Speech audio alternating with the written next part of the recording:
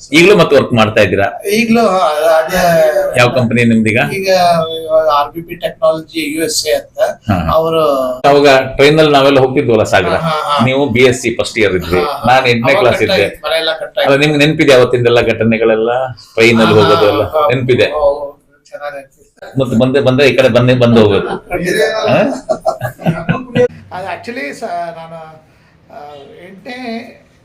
8ನೇ ಕ್ಲಾಸ್ವರೆಗೂ ಸಾಗರದಲ್ಲೇ ಇದ್ವಿ ನಾವು. 8ನೇ ಕ್ಲಾಸ್ವರೆಗೂ ಸಾಗರ. ಯಾವ ಸ್ಕೂಲ್ ಹೋಗಿದ್ದಲ್ಲಿ? ಅಲ್ಲೇ ನಾನು ಸಣ್ಣವನಿದ್ದಾಗ ಗೌರ್ಮೆಂಟ್ ಪ್ರೈಮರಿ ಸ್ಕೂಲಲ್ಲಿ ಹೋಗ್ತಾ ಇದ್ದೆ. ಅದು 4ನೇ ಕ್ಲಾಸ್ ಆದಮೇಲೆ ಮತ್ತು 5ನೇ ಕ್ಲಾಸಿಂದ 7ನೇ ಕ್ಲಾಸ್ವರೆಗೂ 5, 6, 7 ಇದು ಸೈಂಟ್ ಜೋಸೆಫ್ಸ್ ಮಿಡ್ಲ್ ಸ್ಕೂಲ್ ಅಲ್ಲೇ ಮಾಡಿದ್ದು. ಅಲ್ಲಿ 7th ಸ್ಟ್ಯಾಂಡರ್ಡಲ್ಲಿ almost I was like 11th rank. 9, 10ನೇ ರ್ಯಾಂಕು ನಮ್ಮ ಸ್ಕೂಲಿಗೆ ಬಂದಿತ್ತು. ನಂದು 11ನೇ ರ್ಯಾಂಕ್, 1 ಮಾರ್ಕ್ಸ್, ಜಸ್ಟ್ 1 ಮಾರ್ಕ್ಸಿಂದ ಮಿಸ್ ಆಗಿತ್ತು. ಸೊ ಅದು ಕಾನ್ವೆಂಟ್ ಅಲ್ಲ, ಅದು ಕೊನೆಗೆ ಹೈಸ್ಕೂಲಿಗೆ ಇದು ಗೌರ್ಮೆಂಟ್ ಜೂನಿಯರ್ ಕಾಲೇಜಿಗೆ ಹೋದ್ವಿ. ಅಲ್ಲಿಂದ SLC ಆದಮೇಲೆ PUCಗೆ ಇದು LB ಕಾಲೇಜು 2 ವರ್ಷ. ಆಮೇಲೆ ಅಲ್ಲಿಂದ ಮತ್ತೆ BScನೂ ಅಲ್ಲೇ ಕಂಟಿನ್ಯೂ ಆಯಿತು. ಸ್ವಲ್ಪ ಹುಷಾರಿರ್ಲಿಲ್ಲ ನಮ್ಮ ತಂದೆಗೆ, ಸ್ವಲ್ಪ ದಮ್ಮು ಅದೆಲ್ಲ ಇತ್ತು. ಆಮೇಲೆ ಅವರೊಬ್ರೆ ಅಲ್ಲ ನಮ್ಮ ತಂದೆಗೆ. ಆಮೇಲೆ ಅವರು ಬಹಳ ವರ್ಷ ಮದುವೆ ಆಗಿರ್ಲಿಲ್ಲ. ನಮ್ಮ ತಂದೆ ಹುಟ್ಟಿದ್ಮೇಲೆ ನಮ್ಮ ಅಜ್ಜಿ ತೀರೋಗಿದ್ರು. ನಮ್ಮ ಅಜ್ಜಿ ತೀರೋದ್ಮೇಲೆ 6 ತಿಂಗಳು ಇದ್ದಾಗೆ ತೀರೋಗಿದ್ರಂತೆ ನಮ್ಮ ಅಜ್ಜಿ. ಆಮೇಲೆ ನಮ್ಮ ಅಜ್ಜ ಮದುವೆ ಆಗ್ಲೇ ಇಲ್ಲ. ಆಮೇಲೆ ಇವರು ಏನು ವೆಂಕಟಾಚಲಯ್ಯಂಗಾರರದ 7 ಎಕರೆ ಜಮೀನ್ ಇತ್ತು. 7 ಎಕರೆ ಜಮೀನು ಮಾಡ್ಕೊಂಡು ಮಗನಿಗೆ ಓದಿಸ್ತಾ ಇದ್ರು. ಮಗನಿಗೆ SLC ಒಬ್ಬನೇ ಮಗ. ಆಮೇಲೆ ನಮ್ಮ ಅತ್ತೆ ಒಬ್ರು ಇದ್ರು, ನಮ್ಮ ತಂದೆ ಅಕ್ಕ, ಅವರು ಕೂಡ ಜಮೀನ್ದಾರರಿಗೆ ಕೊಟ್ಟು ಮದುವೆ ಮಾಡಿದ್ರು. ಅವರಿಬ್ರೆ ಅಕ್ಕ ತಮ್ಮ ಇಬ್ರೆ. ಸೊ ಹಾಗಾಗಿ ಇವ್ರ ಮಗ ಒಬ್ಬನೇ ಆಗ್ಬಿಟ್ರಲ್ಲ. ಇವ್ರು ಸ್ವಲ್ಪ ಪ್ಯಾಂಪರ್ಡ್, ನಮ್ಮ ತಂದೆ ಸ್ವಲ್ಪ ಪ್ಯಾಂಪರ್ಡ್. ಸ್ವಲ್ಪ ಅವ್ರನ್ನ ಇದಾಗೆ ಬೆಳೆಸಿದ್ರು. ಅವ್ರು ಹೇಳ್ತಿದ್ರು, ಅವ್ರು ಸ್ಕೂಲಲ್ಲೆಲ್ಲ ಇದ್ದಾಗ ಇವನ್ ಕಾಗೋಡ್ ತಿಮ್ಮಪ್ಪನು ಅವರೇ ಕ್ಲಾಸ್ಮೇಟ್ ಅಂತೆ. ಸೊ ಇವರಿಗೆ ಹಾಕೊಂಡು ಹೋಗಿರೋ ಬಟ್ಟೆಗಳೆಲ್ಲ ನೋಡಿ ಕೇಳ್ತಿದ್ದೆ, ಯಾವ ಮನೆ ಹುಡುಗಪ್ಪ ನೀನು, ಯಾರು ಆಫೀಸರ್ ಇರ್ತಂತೆ ಅಂತ ಹಿಂಗೆ ಕೇಳ್ತಿರ್ತೆ. ಅಂದ್ರೆ ಅಷ್ಟೊಂದು ರಿಚ್ ಕ್ಲಾತ್ಸ್, ರಿಚ್ ಇದು. ಅವ್ರು ಕನ್ನಡಕ ಹಾಕೊಂಡು ನೋಡಿದ್ರೆ ನೀವು ನನಗೆ ಆಶ್ಚರ್ಯ ಆಗುತ್ತೆ. ಅವಾಗಿನ ಕಾಲಕ್ಕೆ ಅಷ್ಟು ಜವಾಬ್ದಾರಿಗೆ ನಮ್ಮ ತಂದೆನ ಇದು ಮಾಡಿದ್ರು. ಯಾಕೆ ಒಬ್ಬನೇ ಮಗ ಅಂತ ಹೇಳಿ ಚೆನ್ನಾಗಿ ನನ್ನ ಮಗನಿಗೂ ಅಷ್ಟು ನಾವು ಪ್ಯಾಂಪರ್ ಮಾಡಲ್ಲ, ಅವ್ರು ಆತರ ಪ್ಯಾಂಪರ್ ಮಾಡ್ಬಿಟ್ಟು ಚೆನ್ನಾಗಿ ನೋಡ್ಕೊಂಡಿದ್ರು. ಆಮೇಲೆ ನಮ್ಮ ಮದುವೆ ಆಗೋ ಟೈಮಲ್ಲಿ ಅವರು ನಮ್ಮ ಸಾಗರದಲ್ಲಿ ನಮ್ಮ ಅಜ್ಜ, ನಮ್ಮ ತಾಯಿ, ತಂದೆ ಅವರು ಇದು ಶಿರಸ್ತೇದಾರಾಗಿ ರಿಟೈರ್ಡ್ ಆದರು. ಅವರು ಸಾಗರ ಯಾವ್ಯಾವ ಏರಿಯಾಕ್ಕೆ ಅವರು ಇದಾಗಿದ್ರು ಗೊತ್ತಿಲ್ಲ. ಅವ್ರ ಹತ್ರ ಒಂದು ಕುದುರೆ ಇತ್ತು, ಬಿಳಿ ಕುದುರೆ ಇತ್ತು. ಈ ತರ ಎಲ್ಲ ಕುದುರೆ ಮೇಲೆ ಓಡಾಡ್ತಿದ್ರು. ಆಮೇಲೆ ಸಂಸ್ಕೃತ ವಿದ್ವಾನ್ ಅವರು ನಮ್ಮ ಅಜ್ಜ, ಆತರ ಎಲ್ಲ ಇದ್ರು. ಸೊ ಹಂಗಾಗಿ ಅವರು 11 ಜನ ಮಕ್ಕಳು ನಮ್ಮ ತಾಯಿ ಕಡೆ. ಸೊ ಅವಾಗ ಹಂಗಾಗಿ ನಮ್ಮ ತಾಯಿನ ಸ್ವಲ್ಪ ಚೆನ್ನಾಗೇ ಓದಿಸಿದ್ರು ಅವರು. ಅವಾಗಿನ ಕಾಲಕ್ಕೆ 7ನೇ ಕ್ಲಾಸ್ ಓದಿದ್ರು. ಆಮೇಲೆ ಸಂಗೀತಗಳನ್ನೆಲ್ಲ ಕಲ್ತಿದ್ರು. ಹಾಗಾಗಿ ಇವರಿಗೇನೋ ಅವ್ರನ್ನ ನೋಡಿ ಇಷ್ಟ ಆಯ್ತು. 8ನೇ ಕ್ಲಾಸ್ ಹೊತ್ತಿಗೆ ನಾವು ಇಲ್ಲಿಗೆ ಬಂದ್ವಲ್ಲ, ಅವಾಗ ಅದು ಸ್ವಲ್ಪ ನಮ್ಮ ಅಜ್ಜಂಗ ಹುಷಾರಿರ್ಲಿಲ್ಲ. ಅದು ಟಿಲ್ ನಾನು BSc ಫಸ್ಟ್ ಇಯರ್ ಬರೋವರೆಗೂ ಅವರು ಸ್ವಲ್ಪ ಕಾಯಿಲೆಯಲ್ಲೇ ಇದ್ರು. ಅವಾಗ ಅವ್ರನ್ನೆಲ್ಲ ನೋಡ್ಕೊಳ್ಳೋದು ನಾನೇ. ಅವಾಗ ನಮ್ಮ ಅಜ್ಜನ ಹತ್ರ ಕೇರ್ ಮಾಡ್ತಿರ್ತಿದ್ದೆ. ಸೊ ಯಾಕಂದ್ರೆ ಅವರು ಮೊದ್ಲಿಂದ ಹೆಂಡತಿ ಇಲ್ದೆ ಬಂದವ್ರು. ಅವ್ರ ಪಾಪ ಅವ್ರು ಕಟ್ಟಿದ್ದದು ಆಲ್ಮೋಸ್ಟ್ ನಾನು SLC ಇದ್ದಾಗ ಕಟ್ಟಕ್ ಶುರು ಮಾಡಿ. SLC ಇದ್ದಾಗ ಕಟ್ಟಿ. ರಾಮಚಂದ್ರ ಬರ್ತಿದ್ದ, ಜೋಯಿಸ್ರು, ಅವನು ಸೂಪರಿಂಟ್ ಆಗಿದ್ದಾನೆ ಬೆಂಗಳೂರಿನಲ್ಲಿ. ವಿಶ್ವೇಶ್ವರಯ್ಯ ಟೆಕ್ನಿಕಲ್ ಇದರಲ್ಲಿ ಸೂಪರಿಂಟ್, ಒಳ್ಳೆ ಪೋಸ್ಟ್ ಇದ್ದಾರೆ ಅವ್ರೀಗ. ನಾನು ಯಾವಾಗ ಇಲ್ಲಿಂದ ಬಿಟ್ಟು ಹೋದೆ 85ಕ್ಕೆ. ಆಮೇಲೆ ಇದು BSc ಆದ್ಮೇಲೆ ಏನಾಯ್ತು, ನಮ್ಮ ಇಬ್ರು ತಮ್ಮಂದಿರಿಗೂ, ಒಬ್ಬ ತಮ್ಮನಿಗೆ, ಇಬ್ರು ಅಲ್ಲ, ಇಬ್ರಿಗೂ ಹುಷಾರ್ ಇರ್ತಿರ್ಲಿಲ್ಲ ಯಾವಾಗ. ಅದು ಒಬ್ನಿಗೆ ಅದು ಕ್ಯಾನ್ಸರ್ ಆಗಿತ್ತು ಅಂತ ಹೇಳಿದೆ. ಪ್ರವೀಣ್ ಅಂತ ಇಲ್ಲಿದಾನಲ್ಲ, ಅವನು ಸ್ವಲ್ಪ ತುಂಬಾನೇ ಸೀರಿಯಸ್ ಆಗ್ಬಿಟ್ಟಿದ್ದ. ಅವನು ಕರ್ಕೊಂಡು ಕಿದ್ವಾ ಇನ್ಸ್ಟಿಟ್ಯೂಟ್ ಅಲ್ಲೆಲ್ಲ ಇಟ್ಕೊಂಡಿದ್ವಿ. 6-7 ತಿಂಗಳು ಅಲ್ಲೇ ಇದ್ದೆ. ತುಂಬಾ ನರ್ಕ ಅಂದ್ರೆ ಅಲ್ಲಿ ನೋಡ್ಬಿಟ್ಟೆ ಅಲ್ಲೇ. ಸೊ ಬೇರೆ ದಾರಿ ಇರ್ಲಿಲ್ಲ. ಇವ್ರಿಗೂ ಗೌರ್ಮೆಂಟ್ ಆಫೀಸರ್ ಅಲ್ಲ, ಸ್ವಲ್ಪ ರಿಯಂಬರ್ಸ್ಮೆಂಟ್ ಎಲ್ಲ ಮಾಡೋರು. ಇದಕ್ ಹೋಗಿದ್ರು ಅಲ್ಲಿಗೆ ಹುಬ್ಬಳ್ಳಿಗೆ ಹೋಗಿದ್ರು, ಅವ್ರು ಅಲ್ಲಿಂದ ಅಲ್ಲಿಗೆ ಕಳ್ಸಿದ್ರು, ಬಾಂಬೆ ಹೋಗ್ರಿ ಅಂದಿದ್ರು. ಈ ತರ ಎಲ್ಲ ಆಗಿತ್ತು. ಅಂತ ತುಂಬಾನೇ ತೊಂದರೆ ಪಟ್ಟಿದ್ದಾರೆ ಇವರು. ಇದ್ರೊಳಗೆ ನನಗೇನಾಯ್ತು, ಬೇರೆ ದಾರಿ ಇಲ್ಲ, ಸಾಗರಕ್ಕೆ ಬಂದೆ. ಸಾಗರದಲ್ಲಿ ಟ್ಯೂಷನ್ ನಡೆಸ್ತಾ ಇದ್ದೆ, 1 ವರ್ಷ ಟ್ಯೂಷನ್ ಮಾಡಿದೆ. ಹೌದಾ? ನಿಮ್ದು BSc ಆದ ಮೇಲೆ BSc ಆದ್ಮೇಲೆ 2 ವರ್ಷ ನನಗೆ ಎಲ್ಲೂ ಹೋಗಕ್ಕಾಗಿಲ್ಲ, ದುಡ್ಡಿಲ್ಲ. ಯಾಕಂದ್ರೆ ನಮ್ ತಂದೆ ಎಲ್ಲ ಇವರಿಗೋಸ್ಕರ ಖರ್ಚು ಮಾಡ್ತಾ ಇದಾರೆ. ನಾ ಏನ್ ಕೇಳೋದಿಲ್ಲ, B.Ed ಮಾಡು ಅಂತಂದ್ರು. B.Ed ಗೆ ಹೋದೆ, ಅಲ್ಲೇ ಏನೋ 2,000 ರೂಪಾಯಿ ಕೇಳಿದ್ರು. 2,000 ರೂಪಾಯಿ ಕೇಳಿದ್ರೆ ನಮ್ಗೆ 2,000 ರೂಪಾಯಿ ಕೊಡಕ್ ಇರ್ಲಿಲ್ಲ ಡೊನೇಷನ್. ಆವಾಗ ನಾ ಏನ್ ಮಾಡಿದೆ, ಟ್ಯೂಷನ್ ಮಾಡೋಣ ಅಂತ ಹೇಳ್ಬಿಟ್ಟು ಟ್ಯೂಷನ್ ಶುರು ಮಾಡಿದೆ. ಟ್ಯೂಷನ್ ಶುರು ಮಾಡಿದ್ಮೇಲೆ ಚೆನ್ನಾಗಿ ಟ್ಯೂಷನ್ ನಡೀತಾ ಇತ್ತು. ನನಗೂ ಸ್ವಲ್ಪ ಕೆಲವೊಂದೆಲ್ಲ ಸಬ್ಜೆಕ್ಟ್ ಚೆನ್ನಾಗಿ ಪಿಕಪ್ ಮಾಡ್ಕೊಂಡೆ. ಹುಡುಗರು ಒಳ್ಳೆ ಮಾರ್ಕ್ಸ್ ಬಂತ. ಎಲ್ಲಿ ಮಾಡಿದ್ರಿ? ಸಾಗರದಲ್ಲಿ? ಸಾಗರದಲ್ಲೇ ಇದು ಸಾಗರ ಬಸ್ ಸ್ಟ್ಯಾಂಡ್ ಇದೆಯಲ್ಲ, ಅಲ್ಲ ಅಶೋಕ ರೋಡ್ ಎಂಟ್ರೆನ್ಸ್ ಅಲ್ಲಿ ಮೇಲ್ಗಡೆ ಅಣ್ಣಪ್ಪ ಅಂತ ಒಬ್ರು ನೀವು ಕೇಳಿರ್ಬೇಕು, ಹಾಡೆಲ್ಲ ಹೇಳ್ತಿದ್ದಲ್ಲ,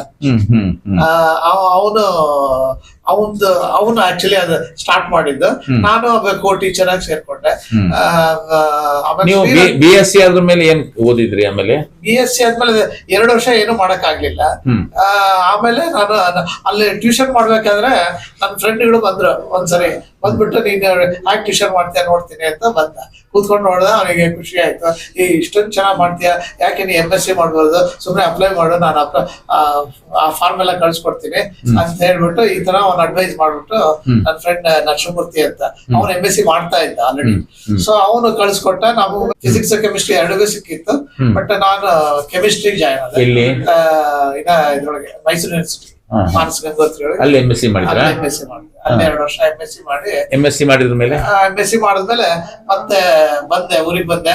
ಸ್ವಲ್ಪ ದಿವಸ ಇದ್ದೆ. ಬಟ್ ನನ್ ಫ್ರೆಂಡ್ ಅಲ್ಲಿ ಗೊತ್ತಿತ್ತು ನಮ್ಮನೆಲ್ಲ ಸ್ವಲ್ಪ ತೊಂದರೆ ಇದೆ ಅಂತ. ಅವ್ರಿಲ್ಲ, ಇಲ್ಲಿಗೆ ಬಂದ್ಬಿಟ್ಟು ಟ್ಯೂಷನ್ ಮಾಡು. ಫ್ರೆಂಡ್ ಹೆಸರೇನು? ಅವನ ಹೆಸರು S. ನರಸಿಂಹಮೂರ್ತಿ ಅಂತ. ಅವನು ಬೆಂಗಳೂರು, ನನಗೆ ಗೌಡ್ರ ಪೈಕಿ ಅವನು ನನಗೆ ತುಂಬಾ ಕೋಆಪರೇಟ್ ಮಾಡ್ತಿದ್ದ MSc ಓದ್ಬೇಕಾದ್ರೆ. ಆಮೇಲೆ ಇನ್ನೊಬ್ಬ ಫ್ರಾನ್ಸಿಸ್ ಡಿಸೋಜಾ ಅಂತ ಇದ್ದ ಸಾಗರದಲ್ಲಿ. ಅವ್ರ ತಂದೆ ಇದ್ರೊಳಗೆ ತಾಲೂಕ್ ಆಫೀಸಲ್ಲಿ ಕ್ಲಾಸ್ 4 ಇದಾಗಿದ್ರು. ಎಲ್ಲ ನಮ್ದೆಲ್ಲ ಅಪ್ಲಿಕೇಶನ್ ತಗೊಂಡೋಗೋದು, ಸೈನ್ ಮಾಡಿಸ್ಕೊಂಡ್ ಬರೋದು ಮಾಡ್ತಿರ್ತಿದ್ರು. ಅವ್ರ ಹೆಸರು ನನಗೆ ಗೊತ್ತಿಲ್ಲ. ಬಟ್ ಈ ಹುಡುಗ ಮಾತ್ರ ಚೆನ್ನಾಗಿ ಓದ್ಬಿಟ್ಟು ಅಲ್ಲೇ ಫಸ್ಟ್ ರ್ಯಾಂಕ್ ಬಂದ್ಬಿಟ್ಟ. ಮೈಸೂರು ಯೂನಿವರ್ಸಿಟಿ ಒಳಗೆ. ಆಮೇಲೆ ಇಂಡಿಯನ್ ಇನ್ಸ್ಟಿಟ್ಯೂಟ್ ಆಫ್ ಸೈನ್ಸ್ ಅಲ್ಲಿ ರಿಸರ್ಚ್ ಗೆಲ್ಲ ಸೇರ್ಕೊಂಡು ಅಲ್ಲಿಂದ ಅಮೆರಿಕಕ್ಕೆ ಹೋಗಿ ಯಂಗೆಸ್ಟ್ ಪ್ರೊಫೆಸರ್ ಆಗಿದ್ದ ಅವನು. ಸೊ ಆ ಟೈಮಲ್ಲಿ ಕನೆಕ್ಷನ್ ಇದೆಯಾ? ಈಗ ಅವನು ರಿಟೈರ್ಡ್ ಆಗಿರ್ಬೇಕು. MSc ಮುಗೀತು. MSc ಮುಗಿದ್ಮೇಲೆ ಮತ್ತೆ ಬೆಂಗಳೂರಿಗೆ ಹೋದೆ. ಬೆಂಗಳೂರಿಗೆ ಹೋಗ್ಬಿಟ್ಟು ಅದೇ ಟ್ಯೂಷನ್ ಮಾಡ್ತಾ ಇದ್ದೆ ಸ್ವಲ್ಪ ದಿವಸ. ಆಮೇಲೆ ಡಿಪ್ಲೊಮಾ ಕಾಲೇಜಲ್ಲಿ ಲೆಕ್ಚರ್ ಆಗಿ ಸೇರ್ಕೊಂಡೆ. ಅಲ್ಲೇ ಸೈನ್ಸ್, ಫಿಸಿಕ್ಸ್, ಕೆಮಿಸ್ಟ್ರಿ ಎಲ್ಲ ಮಾಡ್ಬೇಕಾಗಿತ್ತು. ಅದನ್ನ ಬಿಟ್ಬಿಟ್ಟು ಮತ್ತೆ ನಾನು ಇಂಡಿಯನ್ ಇನ್ಸ್ಟಿಟ್ಯೂಟ್ ಆಫ್ ಸೈನ್ಸ್ಗೆ ಸೇರ್ಕೊಂಡೆ. ಅಲ್ಲೊಂದು ವರ್ಷ ಕೆಲಸ ಮಾಡಿದೆ. ಅಲ್ಲೇ ಒಳ್ಳೆ ಎಕ್ಸ್ಪೋಜರ್ ಚೆನ್ನಾಗಿ ಸಿಗುತ್ತೆ ನಮ್ಗೆ. ಒಳ್ಳೆ ದೊಡ್ಡ ಲೈಬ್ರರಿ, ಏಷ್ಯಾದಲ್ಲೇ ಬಿಗ್ಗೆಸ್ಟ್ ಲೈಬ್ರರಿ ಅಂತ ಲೈಬ್ರರಿ ಒಂದು ಓದಕ್ಕೆ ಮಾಡಕ್ಕೆ ಅವಕಾಶ ಸಿಗುತ್ತೆ. ದೊಡ್ಡ ಇನ್ಸ್ಟ್ರೂಮೆಂಟ್ಗಳೆಲ್ಲ, ಒಂದೊಂದು ಇನ್ಸ್ಟ್ರೂಮೆಂಟ್ಗಳಂದ್ರೆ ಎಲ್ಲ ಕೋಟಿಗಟ್ಟಲೆ ಇನ್ಸ್ಟ್ರೂಮೆಂಟ್ ಅವೆಲ್ಲ. ಅದನ್ನೆಲ್ಲ ನಾವು ಬರೀ ಓದಿರ್ತಿದ್ವಿ ಬುಕ್ಗಳಲ್ಲೇ, ಆದ್ರೆ ಅಲ್ಲಿ ನೋಡಕ್ಕೆ, ಅದನ್ನ ಹ್ಯಾಂಡಲ್ ಮಾಡಕ್ ಒಂದು ಅವಕಾಶ ಸಿಗುತ್ತೆ ಇಂಡಿಯನ್ ಇನ್ಸ್ಟಿಟ್ಯೂಟ್ ಆಫ್ ಸೈನ್ಸ್ ಬೆಂಗಳೂರಲ್ಲಿ. ಸೊ ಅದಾದ್ಮೇಲೆ ಅವಾಗ ಏನಾಯ್ತು, ನನ್ನ ಫ್ರೆಂಡ್ ಒಬ್ರು ಒಂದು ಪ್ರಿಂಟೆಡ್ ಸರ್ಕ್ಯೂಟ್ ಬೋರ್ಡ್ ಇಂಡಸ್ಟ್ರಿ ಒಂದು ಡಿವಿಷನ್ ಇದೆ ಅಲ್ಲಿ ಇಂಡಿಯನ್ ಇನ್ಸ್ಟಿಟ್ಯೂಟ್ ಆಫ್ ಸೈನ್ಸ್ ಅಲ್ಲಿ. ಅದು ಆ PCB ಏನು ಇದ್ರೊಳಗೆಲ್ಲ PCB ಅಂತ ಇರುತ್ತೆ, ಪ್ರಿಂಟೆಡ್ ಸರ್ಕ್ಯೂಟ್ ಬೋರ್ಡ್ ಅಂತ. ಸೊ ಅದನ್ನ ಮ್ಯಾನುಫ್ಯಾಕ್ಚರಿಂಗ್ ಬಗ್ಗೆ ಅವನು ಆ ಒಂದು ಡಿವಿಷನ್ ಅಲ್ಲಿ ಇದ್ದ ಅವನು. ಸೊ ನಾನು ಅಪ್ಲೈ ಮಾಡ್ತಾ ಇರ್ತಿದ್ದೆ. ಆದ್ರೆ ಎಲ್ಲಾ ಕಡೆನೂ ದುಡ್ಡು ಕೇಳ್ತಾ ಇದ್ದಾರೆ. ಲೆಕ್ಚರ್ ಆಗ್ಬೇಕಂದ್ರೆ ಅವಾಗ 50,000 1 ಲಕ್ಷದವರೆಗೂ ಕೇಳಿದ್ದಾರೆ. ಇನ್ ಕೆಲವರಿಗೆಲ್ಲ ಇಲ್ಲ, ಒಂದು 5 ವರ್ಷ 6 ವರ್ಷ ನೀವು ಮಾಡಿ, ನಾವು ನಿಮ್ ಖರ್ಚಿಗೆ ದುಡ್ಡು ಕೊಡ್ತೀವಿ, ಬಟ್ ನೀವು ಸಂಬಳ ಕೇಳ್ಬೇಡಿ, ಈ ತರದೊಂದು ಇದು. ನಾವು ಏನ್ ಮಾಡೋದು, ಅವಾಗ ಈ ತರ ನಾನು ಸ್ವಂತ ಒಂದು ಒಳ್ಳೆ ಕಂಪ್ನಿಗೆ ಸೇರ್ಬೇಕು ಅನ್ನೋ ಒಂದು ಇದ್ರೊಳಗೆ ಟ್ರೈ ಮಾಡ್ತಾನೆ ಇರ್ತಿದ್ದೆ. ಸೊ ಅವಾಗ ಒಂದು ವೈಟ್ ಫೀಲ್ಡ್ ಇಂದ ಒಂದು ಇಂಟರ್ವ್ಯೂ ಬಂತು. ಅದ್ರೊಳಗೆ ಏನು ಕೆಳಗಡೆ ಬರ್ದಿದ್ರು professional grade manufacture printed circuit board ಅಂತ. ಆ ಪ್ರಿಂಟೆಡ್ ಸರ್ಕ್ಯೂಟ್ ಬೋರ್ಡ್ ಏನ್ ಮಾಡುತ್ತೆ ಅಂದ್ರೆ, ಇದು ಟೆಲಿಕಮ್ಯುನಿಕೇಶನ್ ಬೇಸಿಕಲಿ ಅವಾಗ ಸ್ಟಾರ್ಟ್ ಆಗಿದ್ದು ಟೆಲಿಕಮ್ಯುನಿಕೇಶನ್. ಇವಾಗೆಲ್ಲ ನಾವು ಮಾತಾಡೋದೆಲ್ಲ ಏರೋಸ್ಪೇಸ್, ಆಟೋಮೊಬೈಲ್ಸ್, ನಾಸಾ, ಇದು ಡಿಫೆನ್ಸ್, ಈ ತರ ಮಾತಾಡ್ತೀವಿ. ಸೊ ಅವಾಗ ಒಂದು ಇದು ಇಂಟರ್ವ್ಯೂ ಕರೆದಿದ್ರು. ಆ ಇಂಟರ್ವ್ಯೂ ಹೋದೆ ನಾನು. ಅಲ್ಲಿ ಬಂದವರು DRDO ಸೈಂಟಿಸ್ಟ್, ಡಿಫೆನ್ಸ್ ರಿಸರ್ಚ್ ಅದರ ಸೈಂಟಿಸ್ಟ್ ಅಲ್ಲಿದ್ರು. ಅವ್ರು ಇಂಟರ್ವ್ಯೂ ಮಾಡಕ್ಕೆ ಅವರಿಗೆ ನನ್ನ ತಗೊಳ ಇಂಟ್ರೆಸ್ಟ್ ಇರ್ಲಿಲ್ಲ. ಬಟ್ ನಾನು ಅಲ್ಲಿ ಹೋಗ್ಬಿಟ್ಟಿದ್ದೆ ಇಂಟರ್ವ್ಯೂಗೆ. ಇನ್ನೊಬ್ರು ಯಾರೋ ಬರ್ಬೇಕಾಗಿತ್ತು, ಅವ್ರು ಬರ್ಲಿಲ್ಲ. ಕೊನೆ ನನ್ನನ್ನು ಸೆಲೆಕ್ಷನ್ ಮಾಡಿದ್ರು. ಆಮೇಲೆ ಇನ್ನೊಬ್ರು ಪ್ರೊಫೆಸರ್ ಇದ್ರು. ಅವ್ರು ಆಕ್ಚುಲಿ ಅವ್ರು ನನ್ನ ಬಗ್ಗೆ, ನನ್ನ qualification ಎಲ್ಲ ನೋಡ್ಬಿಟ್ಟು he was impressed. He wanted to select me. He said, I don't know what is your background. I don't know from where you are also. ನೀವು ಯಾವ್ದೋ ಹಳ್ಳಿ ಅಂತಂದ್ರೆ ನನ್ಗೆ ಏನೋ ಹಳ್ಳಿ ಬಗ್ಗೆ ಗೊತ್ತಿಲ್ಲ, ಏನೂ ಇಲ್ಲ.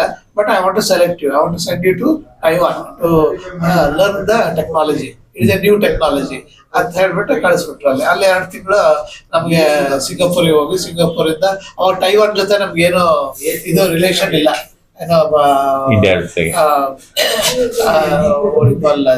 ಎಂಬೆಸಿ ಅಂತದ್ದೆಲ್ಲ ಏನು ಇಲ್ಲ. ವೀಸಾ ಬೇಕು ಅಂತಂದ್ರೆ ಸಿಂಗಾಪುರಿಗೆ ಹೋಗ್ಬೇಕು. ಸಿಂಗಾಪುರಿಂದ ಅಲ್ಲಿ ಅಪ್ಲೈ ಮಾಡಿ ಅಲ್ಲಿಂದ ತಗೊಂಡು ಹೋಗ್ಬೇಕು. ಆತರ ನಾವು ವೀಸಾ ತಗೊಂಡು ಹೋದ್ವಿ. ಅಲ್ಲಿ 2 ತಿಂಗಳು ಟ್ರೈನಿಂಗ್, ಅದು ಈ ಪ್ರಿಂಟೆಡ್ ಸರ್ಕ್ಯೂಟ್ ಬೋರ್ಡ್ ಬಗ್ಗೆ ಅದನ್ನ ಟ್ರೈನಿಂಗ್ ತಗೊಂಡು ಅವಾಗ ನಮ್ಮ ಹತ್ರ 5 ವರ್ಷದ ಬಾಂಡ್ ಬರ್ಸ್ಕೊಂಡ್ಬಿಟ್ರು. ನನಗೊಂಥರ ಏನೋ ಹೆದರಿಕೆ, ಗೌರ್ಮೆಂಟ್ ಏನೋ ಸೇರ್ಬೇಕಿತ್ತು ಅನ್ನೋ ತಲೆ ಒಳಗೆ ಯಾವಾಗ ಕೊರಿಯದ. ಬೆಂಗಳೂರು ಇದು ಕಾಲೇಜ್ ಲೆಕ್ಚರ್ ಬರೋದು ತಲೆ ಒಳಗೆ ಕೊರಿತಾ ಇರೋದು. ಆದ್ರೆ ಅದು ಸಿಕ್ಲಿಲ್ಲ ನನಗೆ. ಮೋಸ್ಟ್ಲಿ ನಮ್ದು ಇದ್ರೊಳಗೆ ಇರ್ಲಿಲ್ಲ ಅದು. ಸೊ ಇದಕ್ಕೆ ಸೇರ್ಕೊಂಡೆ 5 ವರ್ಷ ಕೆಲಸ ಮಾಡ್ತಾ ಇದ್ವಿ. ಅವಾಗ ನಾವು ಮಾಡಿದ್ದೆಲ್ಲ ಏನು ಪ್ರಿಂಟೆಡ್ ಸರ್ಕ್ಯೂಟ್ ಬೋರ್ಡ್ ಮಾಡಿದ್ವಿ. ಅವಾಗ ಅದೆಲ್ಲ ಇಂಡಿಯನ್ ಟೆಲಿಫೋನ್ ಇಂಡಸ್ಟ್ರೀಸ್ ಹೋಯ್ತು. ಇಂಡಿಯನ್ ಟೆಲಿಫೋನ್ ಇಂಡಸ್ಟ್ರಿ ಒಳಗೆ ಅವಾಗ ನಿಮ್ಗೆಲ್ಲ ಗೊತ್ತಲ್ಲ, ಫೋನ್ ಹೊಡಿತಾರ ಈಗ ತಿರ್ಗಿಸ್ತಾ ಇದ್ರು. ಆ ತರದ ಫೋನ್ ಆಕ್ಚುಲಿ ನಾನು ನನ್ನ ಕರಿಯರ್ ಸ್ಟಾರ್ಟ್ ಮಾಡಿದಾಗ ಟೆಲಿಫೋನ್ ಬಗ್ಗೆ ನಮಗೂ ಏನಿಲ್ಲ. ನಾವು ಟೆಲಿಫೋನ್ ಬಗ್ಗೆ ಎಲ್ಲ ಯೋಚನೆ ಮಾಡ್ಲಿಲ್ಲ. ನಾವು ಅಷ್ಟೆಲ್ಲ ಶ್ರೀಮಂತರು ಇಲ್ಲ. ಟೆಲಿಫೋನ್ ಈ ತರ ವರ್ಕ್ ಆಗ್ತಾ ಇತ್ತು, ಅಷ್ಟು ಮಾತ್ರ ಗೊತ್ತಿತ್ತು. ಆಮೇಲೆ ನಾವು ಮಾಡಿದ್ದೆ, ನಾವು ಮಾಡೋ PCBಗಳೆಲ್ಲ ಪುಷ್ ಬಟನ್ ಟೆಲಿಫೋನ್ PCB ಅಂತ ಹೇಳಿ ಶುರು ಮಾಡಿದ್ವಿ. ಅದಕ್ಕೆಲ್ಲ ಸ್ಪೆಷಲ್ ಸರ್ಕ್ಯೂಟ್ ಬೋರ್ಡ್ ಅಂತ ಮಾಡ್ಬಿಟ್ಟು ತುಂಬಾನೇ ಮಿಷಿನ್ ಬೇಕು. ಅದಕ್ಕೆ ತುಂಬಾನೇ ಮಿಷಿನ್ ಬೇಕು. ಆ ಮಿಷಿನ್ ಅಲ್ಲೆಲ್ಲ PCB ಮಾಡಿ ಅದಕ್ಕೆಲ್ಲ ಗೋಲ್ಡ್ ಪ್ಲೇಟಿಂಗ್ ಎಲ್ಲ ಮಾಡ್ತಾ ಇದ್ವಿ. ಅದಕ್ಕೆಲ್ಲ ಮಾಡ್ಬಿಟ್ಟು ಅದನ್ನ Indian telephone industry, Bangalore, Kanpur, Kharagpur, ಈ ತರ ಒಂದು ತುಂಬಾನೇ ಡಿವಿಷನ್ಸ್ ಇದೆ. ITI ಬ್ಯಾಂಗ್ಳೂರ್ನವ್ರದ್ದು, ITI Indian telephone. ಅವರಿಗೆಲ್ಲ ಕೊನೆಗೆ ಸ್ಲೋಲಿ STD ಬಂತು, ವರ್ಷ ಹಾರ್ಡ್ ಆಫ್ ಇಟ್. ಆಮೇಲೆ ISD ಇಂಟರ್ನ್ಯಾಷನಲ್ ಇದು ಕಾಲ್ ಮಾಡಕ್ಕೆ ಎವ್ರಿವೇರ್. ನಾವು ಮಾಡಿದ ಕೆಲಸ ಸ್ಟಾರ್ಟೆಡ್ ಶೋಯಿಂಗ್ ಸಮ್ ರಿಸಲ್ಟ್. ಅದನ್ನ ಒಬ್ರೇ ಅಲ್ಲ, ನಮ್ಮ ಬಗ್ಗೆ ಒಂದು 5-6 ಕಂಪನಿ ಬಂದಿದ್ವು ಅವಾಗ. ಅವರೆಲ್ಲರೂ ಬೇರೆ ಬೇರೆ ದೇಶಕ್ಕೆ ಹೋಗಿ ಟ್ರೈನಿಂಗ್ ತಗೊಂಡ್ಬಂದಿದ್ರು. ನಿಮ್ ಕಂಪನಿ ನಮ್ಮ company Rao insulating company limited ಅಂತ ವೈಟ್ ಫೀಲ್ಡ್ ಅಲ್ಲಿ ಇತ್ತು. ಸೊ ಅದು almost it is like near white field, ಸತ್ಯ ಸಾಯಿಬಾಬಾ ಇದಾರಲ್ಲ, ಅದು ಆಕ್ಚುಲಿ ದಟ್ ನಾವು ಕೆಲಸ ಮಾಡ್ತಿದ್ ಫ್ಯಾಕ್ಟ್ರಿ ಸೈಟ್ ಎಲ್ಲ ವೈಟ್ ಫೀಲ್ಡ್ ಸಾಯಿಬಾಬಾ ಅವ್ರಿಗೆ ಸೇರಿದ್ದ. ಬಟ್ ವೈಟ್ ಫೀಲ್ಡ್ ಸಾಯಿಬಾಬಾ ಇದ್ದಿದ್ದ ಅದೊಂದು ಮ್ಯಾನ್ಷನ್ ಪ್ಯಾಲೇಸ್, ಅದು ಆ ಪ್ಯಾಲೇಸ್ ನಮ್ಮ ಓನರಿಗೆ ಸೇರಿದ್ದು. ನಮ್ಮ ಓನರ್ ಹೆಸರು ಮೋಹನ ಅಂತ, ಮೋಹನ್ ರಾವ್ ಅಂತ. ಅವರು ಹೆವಿ ರಿಚ್ ಪಾರ್ಟಿ ಅವರು. ಅವರಿಗೆ ನಮ್ಗೆ ಅವಾಗ 2-3 ಲಕ್ಷ ಕೊಟ್ಟು ಕಳ್ಸಿದ್ರೆ that was nothing for them. So ಆತರ ಅವರು ಆ ಇಡೀ ತಮ್ಮ ಪ್ಯಾಲೇಸ್ ಅನ್ನ ಇವಾಗ ಡೊನೇಟೆಡ್ ಟು ಸಾಯಿಬಾಬಾ ಅವರಿಗೆ. ಸೊ ಆತರ ಇತ್ತು. ನಮ್ಗೆ ಅಲ್ಲಿ ಒಂದು 5 ವರ್ಷ ಟ್ರೈನಿಂಗ್ ಆಗ್ತಿದ್ದಾಗೆ ಆಮೇಲೆ ಟೆಕ್ನಾಲಜಿ ಲೆವೆಲ್ ಅವಾಗ ಡಬಲ್ ಸೈಡ್ ಅಂತ ಅಷ್ಟೇ. ಆ ಡಬಲ್ ಸೈಡ್ ಏನ್ ಮಾಡ್ತಾ ಇದ್ರು, ಅದನ್ನ ಈ ವಿಪ್ರೋದವ್ರು ತಗೊಳ್ತಾ ಇದ್ರು. ಆಮೇಲೆ ಈ ಒನಿಡಾ ತುಂಬಾನೇ ಕಂಪನಿಗೆ ನೀವೇನ ಅವಾಗ ಹಳೆ ಇದ್ರೊಳಗೆ ಎಲೆಕ್ಟ್ರಾನಿಕ್ಸ್ ಇಂಡಸ್ಟ್ರಿ, ಎಲೆಕ್ಟ್ರಾನಿಕ್ಸ್ ಅನ್ನೋದೇ ಗೊತ್ತಿರ್ಲಿಲ್ಲ. ಅಂತದ್ರೊಳಗೆ ಆ ಇಂಡಸ್ಟ್ರಿಗೆ ಹೋಗಿ ಆಮೇಲೆ ಎಲ್ಲ ತಿಳ್ಕೊಂಡು we have done A great job. ಯಾರು ಅಪ್ರಿಶಿಯೇಟ್ ಮಾಡಿದ್ರೆ ಬೆಟರ್. ಬಟ್ ನಮ್ಗೆ ಸಂಬಳ ಕೊಟ್ಟಿದ್ದಾರೆ, ಆ ಸಂಬಳಕ್ಕೆ ತಕ್ಕಂಗೆ ನಾವು ಫ್ಯಾಮಿಲಿ ನಡ್ಸ್ಕೊಂಡು ಹೋದ್ವಿ ಅಷ್ಟೇ. ನಾವೇನು ಬೇರೆಯವ್ರ ಹತ್ರ. ಸೊ ನಮ್ಮಂತವ್ರದ್ದು ತುಂಬಾ ಜನ ಮಾಡಿದ್ದಾರೆ ಈ ತರ ಎಲ್ಲ. ಕೆಲವೆಲ್ಲ ನಿಮ್ಮಿಂದ ಯಾವ್ದಾದ್ರು ರಿಸರ್ಚ್ಗಳಾಯ್ತಾ? ನೀವೇನಾದ್ರು ಕಂಡುಹಿಡಿದ್ರ? ನಿಮ್ದು ಸ್ವಂತ ಕಂಡುಹಿಡಿಯಕ್ಕೆ ಆಗ್ಲಿಲ್ಲ. ಯಾಕಂದ್ರೆ ಅವ್ರು ಅವಾಗ ಇಂಡಸ್ಟ್ರಿ ಏನ್ ಮಾಡ್ತಾ ಇದ್ರು, ಕಾಪಿ ಮಾಡಿ ಬಂದಿರ್ತಾರೆ ಇಲ್ಲೇ. ಪ್ರೊಡಕ್ಷನ್ ಮಾಡ್ತಿದ್ರು, ಪ್ರೊಡಕ್ಷನ್ ಮಾಡ್ಬೇಕಷ್ಟೇ. R&D ಮಾಡ್ತಿದೀವಿ ಅಂತ ಹೇಳ್ಬಿಟ್ಟು ITI-ನವರು ಬೋಗಸ್ ಹೊಡಿತಾ ಇದ್ರು. ಅವ್ರು ಮಾಡಿದ್ದು ಏನೂ ಇಲ್ಲ ಆಕ್ಚುಲಿ. ನಾವೇ ಅವ್ರಿಗೆ ಮಾಡ್ಕೊಟ್ಟಿದ್ವಿ. ಕ್ವಾಲಿಟಿ ಏನಿದೆ ಅದು ಇಂಪಾರ್ಟೆಂಟ್ ಆಗಿತ್ತು, ತುಂಬಾ ಇಂಪಾರ್ಟೆಂಟ್ ಆಗಿತ್ತು. ತುಂಬಾ ಜನ PCB ಮಾಡೋದ್ರೊಳಗೆ ಮೋಸನೂ ಮಾಡಿದ್ದಾರೆ. But what I have learned is exactly ಅದು ಆಕ್ಚುಲಿ ಇದ್ರೊಳಗಿರೋ ಒಂದು ಬೋರ್ಡ್ ಏನಿದೆ ಇದು ಬರೀ ನಮ್ಮ ಇಂಡಸ್ಟ್ರಿಯಲ್ ಮಿಲಿಟರಿ ಸ್ಟ್ಯಾಂಡರ್ಡ್ ಅಂತಲೂ ಕರೀತಾರೆ ಅವರು. IPC international printed circuit organization ಇಂದ ಅವ್ರದ್ದೇ ಒಂದು ಸ್ಟ್ಯಾಂಡರ್ಡ್ಸ್ ಇರುತ್ತೆ. ಹಂಗಾಗಿ ನಮ್ಗೆ ಅದನ್ನೆಲ್ಲ ನೋಡೋದು ಅದನ್ನ ಇಟ್ ಈಸ್ ಟು ಡೀಪ್ ಅವೆಲ್ಲ ಸಬ್ಜೆಕ್ಟ್ಗಳೆಲ್ಲ. ಆ ಕಂಪ್ನಿ ಬಿಟ್ರಿ ಆಮೇಲೆ 5 ವರ್ಷ ಆದ್ಮೇಲೆ ನಾನು ಬಿಟ್ಬಿಟ್ಟು ಗುಜರಾತಿಗೆ ಹೋದೆ. ಗುಜರಾತಲ್ಲಿ ಅಲ್ಲಿ ಅವರು ಸ್ವಲ್ಪ ಹೈಯರ್ ಲೇಯರ್ ಕೌಂಟ್ ಅಂದ್ರೆ ಅದನ್ನ ಇನ್ನೂ ಸ್ವಲ್ಪ ಹೈಯರ್ ಟೆಕ್ನಾಲಜಿ ಲೆವೆಲ್ಗೆ PCB ಮಾಡ್ತಾ ಇದ್ರು. ಸೊ ಅಲ್ಲಿ ಒಂದು 4 ವರ್ಷ ಇದ್ದೆ. ಅಲ್ಲಿಂದ ಮತ್ತೆ ಮಲೇಷಿಯಾ. ಅದೇ ಕಂಪ್ನಿದ ಬೇರೆ ಕಂಪ್ನಿನ? ಇಲ್ಲ, ನಂದೇ ಸ್ವಂತ ಇದರಿಂದ ನಮ್ಮ ಫ್ರೆಂಡ್ಸ್ ಸಜೆಸ್ಟ್ ಮಾಡಿದ್ರು ನನಗೆ. ನನ್ನ ಫ್ರೆಂಡ್ಸ್ ಸಜೆಸ್ಟ್ ಅಲ್ಲೇ ಯಾಕಂದ್ರೆ ನಮಗೆ ಅಷ್ಟೆಲ್ಲ 8 ವರ್ಷ ಕೆಲಸ ಮಾಡಿದ್ರು ನನಗೆ ಸಂಬಳ ಬಂದಿದ್ದು 6,000 ಏನೋ ಬರ್ತಾ ಇತ್ತು. ಅವಾಗ ದೊಡ್ಡ ಸಂಬಳ, ದೊಡ್ಡ ಸಂಬಳನೇ. ಆದ್ರೆ ನಾವು ಮನೆಯಿಂದ ಏನು ನಮ್ಗೆ ಸಪೋರ್ಟ್ ಇರಲಿಲ್ಲ. ಅದೇ ದುಡ್ಡೊಳಗೆ ಬಾಡಿಗೆ ಕೊಡ್ಬೇಕು, ಮನೆ ಖರ್ಚು ನಡ್ಸ್ಕೊಂಡ್ಬೇಕು, ಮಕ್ಳಿಗೆ ಓದಿಸ್. ಮಲೇಷ್ಯಾದಲ್ಲಿ ಎಷ್ಟು ವರ್ಷ ಇದ್ರಿ? ಮಲೇಷ್ಯಾದಲ್ಲಿ ಆಲ್ಮೋಸ್ಟ್ ಫಸ್ಟ್ ಟೈಮ್ ಹೋದಾಗ 4 ವರ್ಷ ಇದ್ದೆ. ಆಮೇಲೆ ಮತ್ತೆ ನನ್ಗೇನಾಯ್ತು, ಸ್ವಲ್ಪ ಏನೋ ಬೆನ್ನೋವು ಆಯ್ತು, ವಾಪಸ್ ಬರ್ಲೇಬೇಕಾಯ್ತು. ಬಂದೆ, 7-8 ವರ್ಷ ಇದ್ದೆ. ಅದೇ ಟೈಮಲ್ಲಿ ನಮ್ಮ ತಂದೆ ತೀರೋದ್ರು, ಮತ್ತೆ ನಂಗೆ ತೊಂದರೆ ಆಯ್ತು. ಮತ್ತೆ ಆ ಟೈಮಲ್ಲಿ ಮತ್ತೆ ಕೇಳಿದೆ, ನಾನೇ ಕೇಳಿದೆ ಇದ್ರ ಬರ್ಬೇಕು ಅಂತಿದ್ದೀನಿ. ಅವರು ಬನ್ನಿ ಅಂತ ಇಮಿಡಿಯೇಟ್ ಆಗಿ ಆನ್ಸರ್ ಮಾಡಿ. ಎಷ್ಟು ವರ್ಷ ಇದ್ರಿ ಆಮೇಲೆ? ಅವಾಗ 2009ಕ್ಕೆ ಹೋಗಿದ್ದು, 19ವರೆಗೂ ಆಲ್ಮೋಸ್ಟ್ 11 ಇಯರ್ಸ್ ಇದ್ದೆ. 4 ವರ್ಷ ಮಲೇಷ್ಯಾದಲ್ಲಿದ್ದೆ. ಆಮೇಲೆ 7 ವರ್ಷ ಇದ್ರೊಳಗಿದ್ದೆ, ಸಿಂಗಾಪುರ್ ಅಲ್ಲಿದ್ದೆ. ಅಲ್ಲಿಗೆ 2019 ಅಲ್ಲಿವರೆಗೂ ನಿಮ್ಮ ಆರೋಗ್ಯ ಹಾರ್ಟ್ ಪ್ರಾಬ್ಲಮ್ ಬರೋ ತನಕ ಇದ್ರಿ, ಅದಾದ್ಮೇಲೆ ವಾಪಸ್ ಬಂದ್ರಿ. ಅದಕ್ಕೆ ಬೇಕಾಗಿದ್ದ ಕೆಮಿಕಲ್ ಈಗ ಏನು ಪ್ರಿಂಟೆಡ್ ಸರ್ಕ್ಯೂಟ್ ಬೋರ್ಡ್ ಅಂತ ಮಾತಾಡ್ತೀವಿ, ಅದನ್ನ ಮಾಡಕ್ಕೆ ಆಕ್ಚುಲಿ ಇಟ್ಸ್ ಎಲೆಕ್ಟ್ರಾನಿಕ್ ಬೋರ್ಡ್. ಅದನ್ನ ಮಾಡಕ್ ಬೇಕಾಗಿರೋದೆಲ್ಲ ಕೆಮಿಕಲ್ಸ್. ಆ ಕೆಮಿಕಲ್ಸ್ ಇದು ಈ 40 ವರ್ಷದಿಂದ ನೋಡ್ತಾ ಇದ್ದೀನಿ. Nobody is able to manufacture that sort of chemicals in India.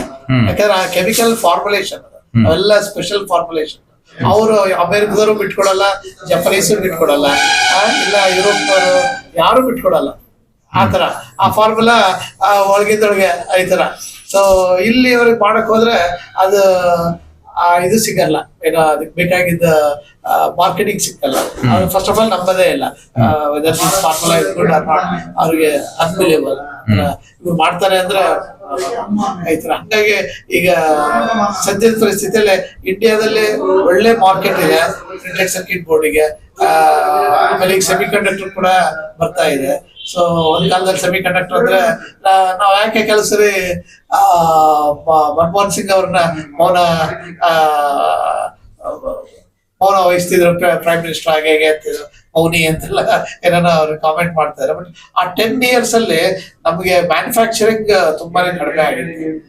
ಈ ಪರ್ಟಿಕ್ಯುಲರ್ ಇಂಡಸ್ಟ್ರಿಗೆ ತುಂಬಾನೇ ಹೊಡೆತ ಬಿದ್ದ್ಬಿಡ್ತಾರೆ. ಯಾವಾಗ ನಮ್ಗೆ ಅದೇ ಒಂದು ಟೈಮಲ್ಲೇ ನಾವು ಹೊರಗಡೆ ಹೋಗ್ಬೇಕು ಅಂತ ನಮ್ಗೆ ಆ ಇಂಡಸ್ಟ್ರಿಗೆ ಏನು, ಅದು ಇಂಡಸ್ಟ್ರಿ ತುಂಬಾನೇ important industry. But never understood the importance of that industry. ಈಗ ಇಷ್ಟು ಒಳ್ಳೆ ಫೋನ್ ಇಟ್ಕೊಂಡಿದ್ಯಾ, ಇಷ್ಟೊಳ್ಳೆ ನಾನು ಇಟ್ಕೊಂಡಿದ್ದೀನಿ, ಆದ್ರೆ ಇದು ಮಾಡಕ್ಕೆ ಇಸ್ ನಾಟ್ ದಟ್ ಈಸಿ. ಒಳಗಡೆ ಬೋರ್ಡ್ ಇಲ್ಲದೆ ಈ ಫೋನ್ ಮಾಡಕ್ಕೆ ಆಗಲ್ಲ ಆತರ. ಸೊ ಈಗ ನಿಮ್ ಕಂಪನಿ ಏನ್ ಮ್ಯಾನುಫ್ಯಾಕ್ಚರ್ ಮಾಡುತ್ತೆ? ಕೆಮಿಕಲ್. ಈಗ ನಾವು ಮಾಡ್ತಾ ಇರೋದೇ ಬರೀ ಕೆಮಿಕಲ್ ಮ್ಯಾನುಫ್ಯಾಕ್ಚರ್. ಆ ಫಾರ್ಮುಲಾ ಅವರು ಗೊತ್ತಿದ್ದವರಿಗೆ ಚೆನ್ನೈಯಲ್ಲಿ, ಮುಂಬೈಯಲ್ಲಿ ಅವ್ರು ಕೊಟ್ಟಿದ್ದಾರೆ ಫಾರ್ಮುಲಾ. ಅವರು ಮ್ಯಾನುಫ್ಯಾಕ್ಚರ್ ಮಾಡಿ ಇಡ್ತಾರೆ, ನಾವು ಅದನ್ನ ತಗೊಂಡೋಗಿ ಮಾರಾಟ ಮಾಡ್ಬೇಕು ಅಷ್ಟೇ. But actually I work as A manufacturing ಅಲ್ಲೇ ನಾನು ಕೆಲಸ ಮಾಡ್ಕೊಂಡಿದ್ದೀನಿ. ಹೌ ಟು ಮ್ಯಾನುಫ್ಯಾಕ್ಚರ್ PCB ಅಷ್ಟು ಮಾತ್ರ ನನಗೆ ಹೈಯರ್ ಲೆವೆಲ್ ವರೆಗೂ. ಇವನ್ ನಾವು ಸ್ಟಾರ್ಟಿಂಗ್ ಅಲ್ಲೇ ಸಿಂಗಲ್ ಲೇಯರ್ ಟಿವಿ ಎಲ್ಲ ಇತ್ತು, ಹಳೆ ಡಬ್ಬಾ ಟಿವಿ ಇಷ್ಟು ದೊಡ್ಡ ಅದಕ್ಕೆಲ್ಲ ಸಿಂಗಲ್ ಸೈಡ್ PCB ಅಂತ ಹೇಳ್ತಾ ಇದ್ವಿ. ಯಾವಾಗ ಅದು ಡಬಲ್ ಸೈಡ್ ಅಂತ ಕಂಡಿಡಿದ್ರೆ ಅವಾಗ ಸ್ವಲ್ಪ ಸೈಜ್ ಕಡಿಮೆ ಆಯ್ತು. ಯಾಕಂದ್ರೆ ಸರ್ಕಿಟ್ ತುಂಬಾನೇ ಬಂತು ಡಬಲ್ ಸೈಡ್ ಬೋರ್ಡ್ ಅಲ್ಲಿ. ಆಮೇಲೆ 4 ಲೇಯರ್ ಅಂತ ಬಂತು, ಅದಿನ್ನೂ ಇದು ಕಡಿಮೆ ಆಯ್ತು. ಈಗ ಇದ್ರೊಳಗೆ ಒಂದು 20 to 30 ಲೇಯರ್ ಬೋರ್ಡ್ ಇರುತ್ತೆ ಒಳಗಡೆ. ಆ ಬೋರ್ಡ್ ಸಂಪೂರ್ಣ ನಿಮ್ಮ ಇದನ್ನ ಕಂಟ್ರೋಲ್ ಮಾಡುತ್ತೆ.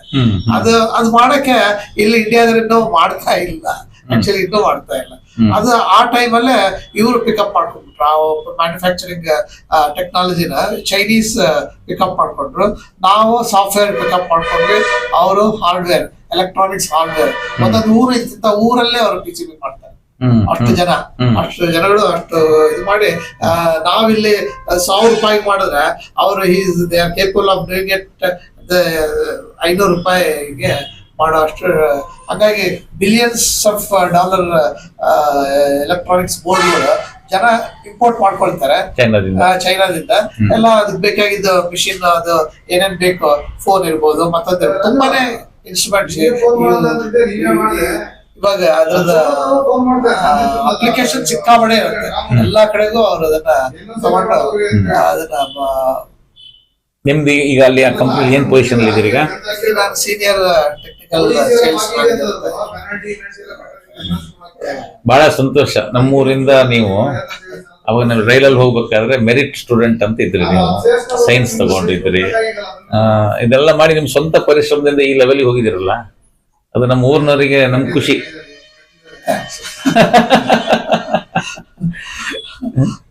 ಅದೇನಾಗಿತ್ತು ಅಂತಂದ್ರೆ, ನಾ ಹೇಳ್ಬೇಕು ಅಂತಂದ್ರೆ, ನನಗೊಂದು ಒಳ್ಳೆ ಸಂಬಳ ಬೇಕೇ ಆಗಿತ್ತು. ನನ್ಗೂ ಇಲ್ಲಿ ಮನೆಯಲ್ಲೇ ತೊಂದರೆ ಇತ್ತು. ಸೊ ಈಗ ನಾನು ಪಾರ್ಟ್ ಟೈಮ್ ಮಾಡೋಂಥ ಪರಿಸ್ಥಿತಿ. ತುಂಬಾ ಜನ ಹುಡುಗರು ನಮ್ಮ ಫ್ರೆಂಡ್ಸ್ ಗಳೇ MSc ಮಾಡಿದ್ಮೇಲೆ ತುಂಬಾ ವರ್ಷಗಟ್ಲೆ ಪಾರ್ಟ್ ಟೈಮ್ ಮಾಡಿದ್ದಾರೆ. ಪಾರ್ಟ್ ಟೈಮ್ ಮಾಡಿ ಸಂಬಳಗಳು ಮಾಡಿದೆ. ಆತರ ಎಲ್ಲ ಕೆಲವರಿಗೆಲ್ಲ ಕೆಲಸನೇ ಸಿಕ್ಕಿಲ್ಲ. MSc ಮಾಡಿದ್ರು ಕೂಡ ಕೆಲಸ ಸಿಕ್ಕಿಲ್ಲ. ಈಗ ನಮ್ಮೂರಿನ ಹುಡುಗರಿಗೆ, ನಿಮ್ಮಂಗ್ ಓದೋರಿಗೆ ನಿಮ್ದೇನ್ ಸಲಹೆ ಏನಿದೆ? ಈಗ ಸೈನ್ಸ್, ಪರ್ಟಿಕ್ಯುಲರ್ಲಿ ಸೈನ್ಸ್ ಓದ್ಲಿ, ಕಾಮರ್ಸ್ ಓದ್ಲಿ, ಆರ್ಟ್ಸ್ ಓದ್ಲಿ, ಇವಾಗ ತುಂಬಾನೇ ಅಪಾರ್ಚುನಿಟೀಸ್ ಇಂಡಿಯಾದಲ್ಲಿ ಸಿಕ್ಕಾಪಟ್ಟೆ ಅಪಾರ್ಚುನಿಟೀಸ್ ಇದೆ. ಸ್ವಲ್ಪ ಸೈನ್ಸ್ ಬ್ಯಾಕ್ ಗ್ರೌಂಡ್ ಇದ್ರೆ ಮೈಂಡ್ ಸ್ವಲ್ಪ ಓಪನ್ ಅಪ್ ಆಗತ್ತೆ. ಅದೇ ಕೆಲವು ಸರಿ ಆರ್ಟ್ಸ್ ಓದಿದ್ರೆ ಓಪನ್ ಆಗಲ್ಲ ಅಂತಲ್ಲ, ನೀವು ಯಾವ ತರ ಇದ್ರೊಳಗೆ ಹೋಗ್ತೀರಾ ಅಂತ. ಸೊ ಈಗ ನನ್ನ ಮಗನಿಗೆ ತಗೊಂಡ್ರೆ ಅವನಿಗೆ ಕೆಲಸನೇ ನಾನು ಅವ್ನ ದಡ್ಡ ಅಂತ ತಿಳ್ಕೊಳ್ತೀನಿ. ಅವನು ಈ ಒಂದು ಟೆಕ್ನಾಲಜಿ ಬಂದಿರೋದ್ರಿಂದ ಬರೀ ಯೂಟ್ಯೂಬ್ ನಲ್ಲೇ ಎಷ್ಟೊಂದು ಕಲ್ತ್ಕೊಂಡಿದ್ದಾನೆ ಅಂದ್ರೆ, ಒಂದು SLC PUC ಹುಡುಗ ಇದ್ದವಾಗ ಅವನು ಒಂದು ವಿಮಾನ ಏನಾದ್ರು ಇದು ಆಕ್ಸಿಡೆಂಟ್ ಆದ್ರೆ ಅದ್ರ ರೂಟ್ ಕಾಸ್ ಏನು ಅಂತ ಇವಾಗೆಲ್ಲ ಮೊದಲೇ ನಾವು ಲೈಬ್ರರಿ ಹೋಗಿ ಓದೋದು ಕಲಿಬೇಕಿತ್ತು. ಈಗ ನಮ್ಮ ಕೈ ಒಳಗೆ ಲೈಬ್ರರಿ ಇದೆ. ಸೊ ಓದ್ಬಿಟ್ಟು ಅವಾಗ ಪಾಪ ಹೀಗಾಗಿತ್ತು ಅದಕ್ಕೋಸ್ಕರ ಫ್ಲೈಟ್ ಕ್ರಾಶ್ ಆಯ್ತು. ಇವಾಗೆಲ್ಲ ಏನಾಗ್ತದೆ ಇಂಡಸ್ಟ್ರಿಯಲ್ಲಿ ರೂಟ್ ಕಾಸ್ ಅಂತಾರೆ. ಏನೋ ಈಗ ಒಂದು ತಪ್ಪಾಯ್ತು, ಹೆಂಗ್ ಬಿತ್ತು, ಅದಕ್ಕೆ 100 ಕ್ವಶನ್ ಕೇಳ್ತಾರೆ. ಈ ಇಂಡಸ್ಟ್ರಿ ಒಳಗೆ ಈಗ ಬಂದಿರೋ ಅದು ಕಾನ್ಸೆಪ್ಟ್ ರೂಟ್ ಕಾಸ್ ಏನು. ಈಗ ಸುಮ್ನೆ ಯಾರು ಲಾಜಿಕ್ ಇಲ್ಲದೆ ಯಾರು ಮಾತಾಡಂಗೇ ಇಲ್ಲ. ಸೊ ಆ ತರದಂತೂ ಈಗ ಎನ್ವೈರನ್ಮೆಂಟ್ ಕ್ರಿಯೇಟ್ ಆಗಿದೆ. ಸೊ ಡಿಫೆಕ್ಟ್ಸ್ ಹೆಂಗಾಯ್ತು, ಯಾರಿಂದ ಆಯ್ತು, ಈ ತರ ಎಲ್ಲ ಕ್ವಶನ್, ಒಂದು ರಾಶಿ ಕ್ವಶನ್ಗಳು ಕೇಳ್ಬಿಟ್ಟು then they will find out this is the reason ಅಂತ. ಸುಮ್ನೆ ನಮ್ಮ ರಾಜಕೀಯದವ್ರು ಮಾತಾಡ್ತಾರಲ್ಲ, ಹಾಗೆ ಯಾರು ರಾಜಕೀಯ ಕರೆಕ್ಟ್ ಆಗಿ ಹೋದ್ರೆ, ಇವಾಗಿನ ಎಜುಕೇಶನ್ ಅವ್ರು ಫಾಲೋ ಮಾಡ್ಕೊಂಡು ಹೋದ್ರೆ ಈ ತರದಂತ ಪರಿಸ್ಥಿತಿ ಇದೆ. ಈಗ ನಮ್ಮ ರಾಜಕೀಯದವರು ಅವನ ಮೇಲೆ ಇವನಂತ ಆ ಥರದ್ದೊಂದು ಇಲ್ಲ. ಈಗ ನಮ್ಮ ಹುಡುಗರು ಆ ರಾಜಕೀಯದನ್ನ ಫಾಲೋ ಮಾಡದೆ ಇದ್ರೆ ಅವರು ನಮ್ಮ ದೇಶನ ಒಂದು ಒಳ್ಳೆ ಪರಿಸ್ಥಿತಿ ತಗೊಂಡೋಗ್ಬೋದು. ಈ ಎಂಟೈರ್ ಈ ಪೊಲಿಟಿಕಲ್ ಸಿಸ್ಟಮ್ ಏನಿದೆ ಅದನ್ನೇ ಚೇಂಜ್ ಮಾಡ್ಬೋದು. ಆ ಥರದೊಂದು ಪವರ್ ಇದೆ ಎಜುಕೇಶನ್. ಅವಾಗ ನಾವು ಸ್ವಲ್ಪ ಅಷ್ಟೆಲ್ಲ ನಮ್ಗೆ ಗೊತ್ತಾಗ್ತಿರ್ಲಿಲ್ಲ ಪೊಲಿಟಿಕ್ಸ್ ಬಗ್ಗೆ, ನಾವು ಏನೋ ಯೋಚನೆ ಮಾಡಿ. ಇವಾಗಿನ ಹುಡುಗರಿಗೆ ಅಂತ ಪವರ್ ಇದೆ, but they have to enter politics. ನಮ್ಮ ಹುಡುಗರ ಎಜುಕೇಶನ್ ಪವರ್ ಯಾವ ತರ ಇದೆ ಅಂದ್ರೆ, ಅವರು literally they can lead the nation, they can take the nation level to. ಈಗ ಅವಕಾಶ ಜಾಸ್ತಿ ಇದೆ, ಎಲ್ಲದರಲ್ಲೂ ಅವಕಾಶ, ಓದೋದಕ್ಕೂ ಅವಕಾಶ ಇದೆ, ಉದ್ಯೋಗಕ್ಕೂ ಅವಕಾಶ ಇದೆ, ಸ್ವಯಂ ಉದ್ಯೋಗನೂ ಮಾಡ್ಬೋದು. ಆಮೇಲೆ ನಾವು ಅನ್ಕೊಂಡಿದ್ವಿ ಬರೀ ಬ್ರಾಹ್ಮಣರು ಮಾತ್ರ ಜಾಸ್ತಿ ತಗೊಳ್ತಾರೆ, ಅಪರ್ಚುನಿಟಿ ಅವ್ರು ತಗೊಂತಾರೆ, ಆ ತರದ್ ಏನು ಇಲ್ಲ ಇವಾಗ. ನಿಮ್ ಟ್ಯಾಲೆಂಟ್ ನಿಮ್ಗೆ ಎಂತ ನಾನು ಅಬ್ಸರ್ವ್ ಮಾಡ್ತಾನೆ ಇದ್ದೀನಿ. ಇವನ್ SC ST ಹುಡುಗರು ಕೂಡ 100 ಮಾರ್ಕ್ಸ್ ತಗೊಳ್ಳೋ ಕೇಪಬಿಲಿಟಿ, ಯಾಕಂದ್ರೆ ದೇ ಗಾಟ್ ದಟ್ ಅಪರ್ಚುನಿಟಿ. ಯಾಕಂದ್ರೆ ಟ್ಯೂಷನ್ ಸಿಗತ್ತೆ, ಆಮೇಲೆ ತಂದೆ ತಾಯಿಗಳು ಒಳ್ಳೆ ಅರ್ನಿಂಗ್ ಮಾಡ್ತಾ ಇದ್ದಾರೆ, ಅವ್ರ ಮಕ್ಕಳಿಗೆ ಓದಿಸ್ಲೇಬೇಕು ಅಂತ ಹಠ ಹಿಡಿದು ಓದಿಸ್ತಾ ಇದ್ದಾರೆ ಈ ತರ. ಸೊ ಹಾಗಾಗಿ ಅವರು ಬಹಳಷ್ಟು ಅವ್ರಿಗೆ ಅವಕಾಶಗಳು ಬರ್ಲಿಕ್ಕೆ ಅವ್ರಿಗೆ ಇದೆ. ನಮ್ಮ ಆನಂದಪುರದ ಹುಡುಗರಿಗೆ ಓದಿ ಅಂತ ಹೇಳ್ತೀರಾ ಚೆನ್ನಾಗಿ? ಚೆನ್ನಾಗಿ ಓದಷ್ಟು ಈಗ ಇವು ತುಂಬಾ ಜನ ಇರ್ಬೋದು. ಇದ್ದಾರೆ ಬಹಳ ಜನ ಬಂದಿದ್ದಾರೆ, ಬಹಳ ಜನ ಬಂದಿದ್ದಾರೆ. ಅವಕಾಶ ಬರದೇ ಇದ್ದವರು ಇದ್ದಾರೆ. ಬರ್ದೆ ಯಾರು ಇಂಟ್ರೆಸ್ಟ್ ಕೊಡ್ಲಿಲ್ಲ ಅವ್ರಿಗೆ ನಾವೇನು ಹೇಳಕ್ಕಾಗಲ್ಲ. ಜಾಬ್ ಮಾಡ್ಲಿ ಬಿಸ್ನೆಸ್ ಮಾಡ್ಲಿ ಎಜುಕೇಶನ್ ಬೇಕು ಎಲ್ಲರಿಗೂ. ಅದೇ ಮಾಡ್ಬೇಕು ಒಂದು ಜಾಬ್ ಅಲ್ಲೇ ಇರ್ಬೇಕು. ಯಾವ್ದೋ ಒಂದು ಏನ್ ಮಾಡಿದ್ರು ಒಂದು ಒಂದು ಎಜುಕೇಟೆಡ್ ಆಗಿ ಅಗ್ರಿಕಲ್ಚರ್ ಹೋದ್ರು ಕೂಡ ಸಿಸ್ಟಮೆಟಿಕ್ ಆಗಿ ಮಾಡ್ಬೋದು. ಈಗ ಎಜುಕೇಶನ್ ಮಾಡಿ ಎಲ್ಲಾ ಫೀಲ್ಡ್ ಅಲ್ಲೂ ಯೂಸ್ ಆಗುತ್ತೆ. ಈಗ ಎಜುಕೇಶನ್ ಮಾಡಿ ಅದೇ ಎಜುಕೇಶನ್ ಮತ್ತೆ ಇದನ್ನ ಅಗ್ರಿಕಲ್ಚರ್ಗೆ ಉಪಯೋಗಿಸ್ತಾ ಇರೋರು ಇದ್ದಾರೆ. ಎಜುಕೇಟೆಡ್ ಆದ they can use it in a very very positive way. ನಮ್ಮ ಬುದ್ಧಿಶಕ್ತಿನ ಎಲ್ಲಾ ಕ್ಷೇತ್ರದಲ್ಲೂ ಉಪಯೋಗಿಸಬಹುದು. ನಾವು ಓದಿದೀನಿ, ನಾನು ಗೌರ್ಮೆಂಟ್ ಕೆಲಸನೇ ಬೇಕು, ಪ್ರೈವೇಟ್ ಕೆಲಸನೇ ಬೇಕು, ಮತ್ತೊಂದು ಈ ತರ ಹುಡುಕ್ತಾ ಇಲ್ಲ. ಮಾಡ್ತಾರೆ, 1 ವರ್ಷ ಮಾಡ್ತಾರೆ, why not I do like this ಅಂತ. ಈಗ ಮನೆಯಲ್ಲೇ ಒಂದು ಮೇಲ್ಗಡೆ ಯಾವ್ದೋ ಒಂದಿಷ್ಟು ಜಾಗದಲ್ಲಿ ಕೇಸರಿ ಬೆಳೀತಾ ಇದಾರೆ ಯಾರೋ. ಅದೆಷ್ಟೋ ಕ್ವಿಂಟಲ್ ಕೇಸರಿ ಬೆಳೆದು ಅದೆಷ್ಟೋ ಕೋಟಿ ದುಡ್ಡಂತದ್ದು. They are using the capability. ಅವ್ರದ್ದೇನು ಎಜುಕೇಶನ್ ಇದೆ, ಆ ಎಜುಕೇಶನ್ ಅವರು ಬಹಳಷ್ಟು ಏನಲ್ಲಿ ಯೂಸ್ ಮಾಡಕ್ ಅವರಿಗೆ ಅವಕಾಶ ಇದೆ. ಪದ್ಮನಾಭ್ ನಮಸ್ಕಾರ, ನಿಮ್ಮೊಟ್ಟಿಗೆ ಭೇಟಿ ಆಗಿದ್ದು.